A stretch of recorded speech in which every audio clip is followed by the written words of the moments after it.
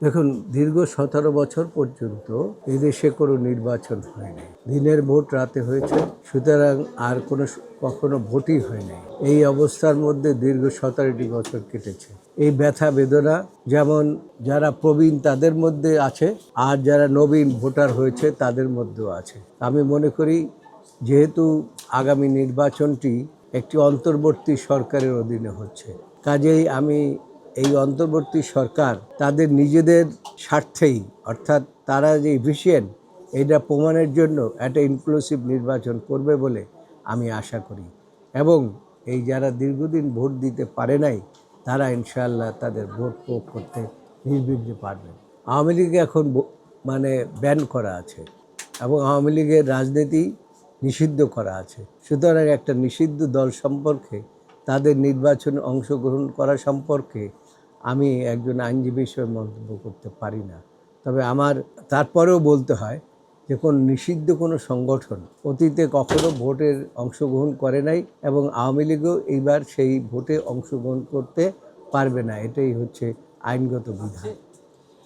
দেশে একটি হত্যাযজ্ঞ হয়েছে জুলাইতে, সেই জন্য অলরেডি আন্তর্জাতিক অপরাধ ট্রাইব্যুনাল আমাদের যে এখানে বিচার হচ্ছে, আপনি কি বিচার এবং নির্বাচন কোনটিকে বেশি প্রাধান্য দিচ্ছেন এবং কেন দিচ্ছেন?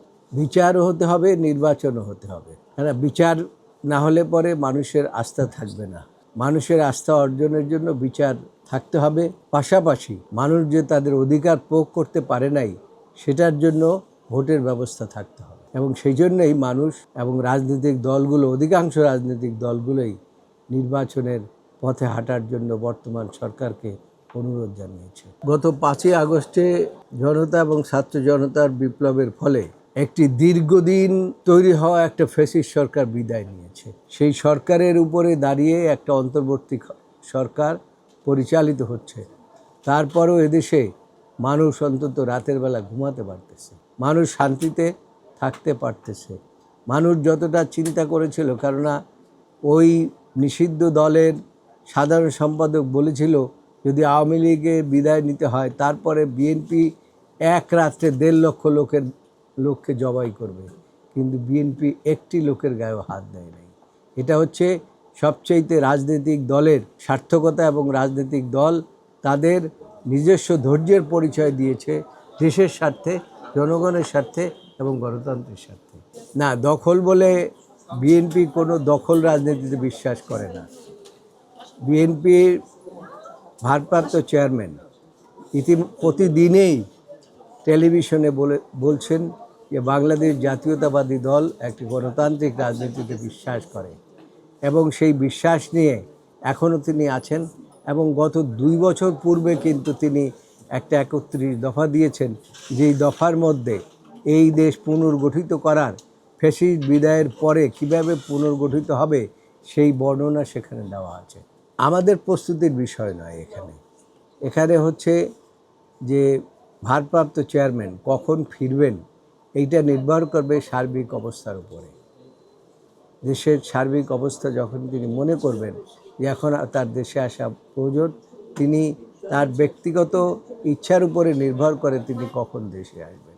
তিনি কি রাজার বেশে আসবেন না বীরের বেশে আসবেন, এটা নির্ভর করে জনাব তারেক রহমান সাহেবের উপরে। যেহেতু তারেক রহমান এদেশের মানুষকে ভালোবাসেন, এই দেশকে ভালোবাসেন, এদেশের মাটিকে ভালোবাসেন, এদেশের গণতন্ত্র এই যে ফ্যাসিস্ট সরকার যে নষ্ট করে দিয়েছে সেইটার পুনরুদ্ধার হোক, সেটা এই এই পার্টির চেয়ারম্যান সে নিজে ব্যাপকভাবে উপলব্ধি করেই তিনি বিভিন্নভাবে বক্তব্য রাখছেন। এবং প্রতিদিন সকাল 6টায় উঠেই তিনি সারা বাংলাদেশের রাজনীতি সম্পর্কে এবং প্রতিটি কর্মীর সাথে তিনি কথা বলেন। নেলসন ম্যান্ডেলা কিন্তু বিদেশে থেকেও রাজনীতি করেছে, এবং তারেক রহমানের মাত্র 17 বছর হয়েছে, কিন্তু তারপরেও একটি রাজনৈতিক দলকে কিভাবে সুসংগঠিত রাখতে হয় সেটা তিনি দেখিয়ে দিয়েছেন। এই ফ্যাসিস্ট সরকার গত নির্বাচনের পূর্বে এই দলটিকে ভাঙার জন্য এমন কোনো চেষ্টা নাই যেটা না করেছে। শুধু তারাই করে নাই, রকেও লাগিয়েছিলেন। পার্শ্ববর্তী দেশ ভারত, তারাও চেষ্টা করেছিলেন এই দলের মধ্যে হানা দেওয়ার জন্য, কিন্তু পারে নাই।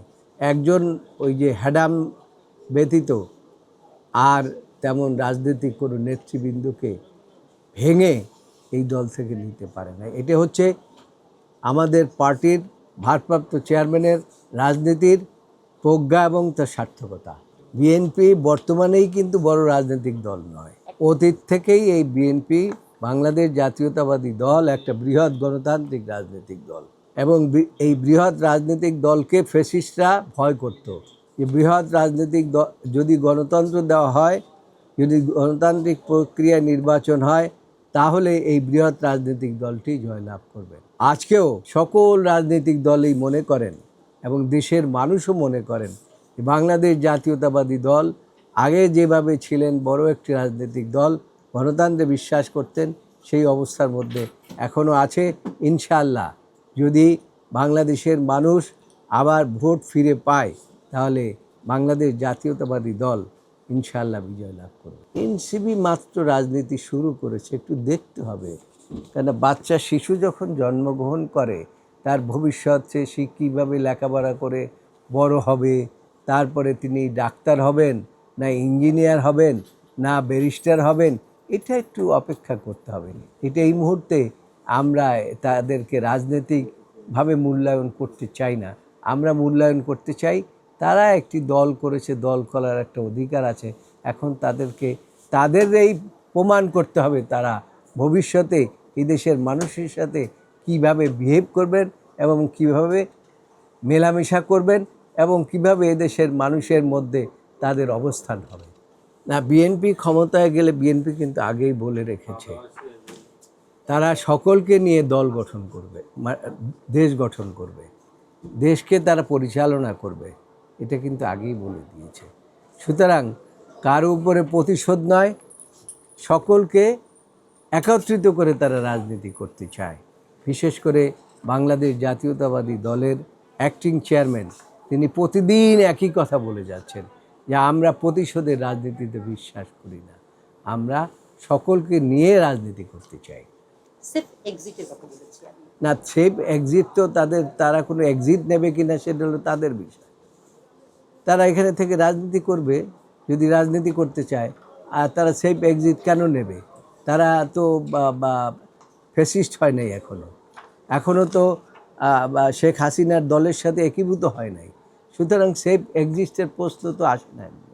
একটা বড় একটা বিপ্লব বাংলাদেশে হয়েছে, একটা ফ্যাসিস্ট জগদ্দল পাথরের মতো এই দেশে চেপে বসেছিল। ছাত্র জনতা দীর্ঘ আন্দোলন করে, এই আন্দোলন কিন্তু 5ই আগস্টেই হয় নাই, দীর্ঘ 17 বছর। বহু লোক আপনার আয়না ঘরের মধ্যে বন্দি রয়েছিল, হাজার হাজার মায়ের কোল খালি হয়েছিল, লক্ষ লক্ষ মামলা হয়েছিল। সব কিছু ফেস করেই কিন্তু এই দেশে একটি দল রাজনীতি করেছে, এবং রাজনীতি করে শেষ পর্যন্ত ছাত্র জনতার আন্দোলনের মাধ্যমে, একদিনে হয় না, আমি আবারও বলছি যে ছাত্র জনতা একীভূত হয়ে ফ্যাসিস্ট সরকারকে বিদায় দিতে সক্ষম হয়েছে। সেইখানে এই যে কয়েকজন উপদেষ্টার উপরে নির্ভর করে যদি তাদের সার্থকতা ব্যর্থতার কথা আমরা বলি, তাহলে পরে অন্যায় করা হবে। তার কারণ তাদেরকে বলেছি যে আপনাদের একটা নির্দিষ্ট সময় আছে এবং সেই সময়ের মধ্যে আপনারা নির্বাচনের ব্যবস্থা গ্রহণ করে, প্রথম থেকেই বলে আসছি। এবং এখন কিন্তু সমস্ত রাজনৈতিক দলই নির্বাচনের কথা বলেন। কেউ হয়তো বলেন তাদের রাজনৈতিকভাবে বলার অধিকার আছে, পিআর পদ্ধতি, এইসব পদ্ধতি ইত্যাদি ইত্যাদি, কিন্তু নির্বাচনের বাইরে কেউ কোনো কথা বলতে পারেন না। বিএনপি গুম খুনের রাজনীতিতে বিশ্বাস করে না, হত্যার রাজনীতিতে বিশ্বাস করে না। তো বিএনপি একটা রাজনীতিতে বিশ্বাস করে দেশের মানুষ শান্তিতে থাকতে পারে, তারা দুমুঠো খেয়ে পরে বাঁচতে পারে, তাদের অধিকার নিজেদের অধিকার তারা নিজেরা প্রতিষ্ঠিত করতে পারে, এবং তাদের অধিকারে কেউ কোনো বাধার সৃষ্টি না করে। এটা বিএনপির রাজনীতির মূল উদ্দেশ্য। আমি উপদেষ্টা না, আমি ভাইস চেয়ারম্যান। এটা আল্লাহর রহমতের এখন পর্যন্ত আমরা মনে করি বেগম খালেদা যে অবস্থায় আছে, তিনি নির্বাচনে অংশগ্রহণ করার জন্য এফিশিয়েন্ট আছে। আমি মনে করি বেগম খালেদা জি এখন যে অবস্থায় আছে, এখন পর্যন্ত তিনি নির্বাচনে অংশগ্রহণ করার জন্য ইনশাআল্লাহ তার সেই অ্যাবিলিটি আছে।